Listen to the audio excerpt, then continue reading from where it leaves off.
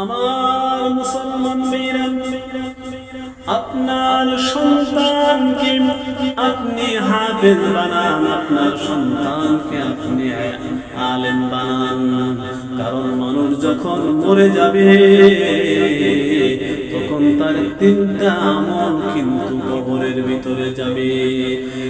এক নম্বর হলো ওয়ালাদুন সালেহ, যদি আপনি নেককার সন্তান যদি আপনি দুনিয়ার জমিনে রেখে আসতে পারেন, আপনি যখন মরে যাবেন তখন আপনার সন্তান নামাজের পরে দোয়া করবে, রব্বিরহামহুমা কামা রাব্বায়ানি সগীরা ওয়া কুর রব্বিরহামহুমা কামা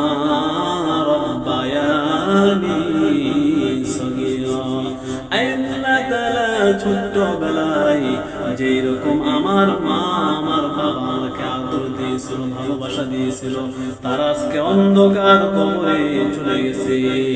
রাব্বি কারীম, তুমি আমার বাবা আমার গুনাহগুলি মাফ করে দেন গো আল্লাহ।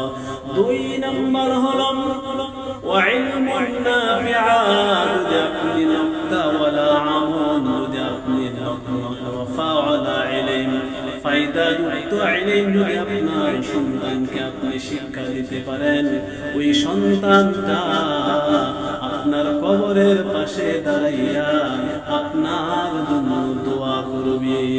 তিন নম্বর হলো আও সাদাকাতুন জারিয়া, আপনি যখন জীবিত ছিলেন তখন আপনি মসজিদ বানিয়ে দিয়েছেন, আপনি মাদ্রাসা বানিয়ে দিয়েছেন, আপনি পুল করে দিয়েছেন, আপনি উন্নয়নমূলক কোনো কাজ করে আপনি গেছেন, ওটা যতদিন পর্যন্ত পৃথিবীর জমিনে দাঁড়িয়ে থাকবে ততদিন পর্যন্ত এর সওয়াব আপনার কবরের ভিতরে যাইতেই থাকবে।